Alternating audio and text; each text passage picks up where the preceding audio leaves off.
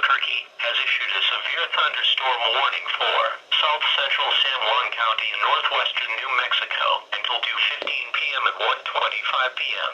A severe thunderstorm was located 6 miles south of Burnham, or 37 miles south of Shiprock, moving east at 15 miles per hour. Hazard: half-dollar-size hail and 60 miles per hour wind gusts. Source: radar indicated. Impact: hail damage to vehicles is expected. Expect wind damage to roofs, siding entries. Locations impacted include Burnham.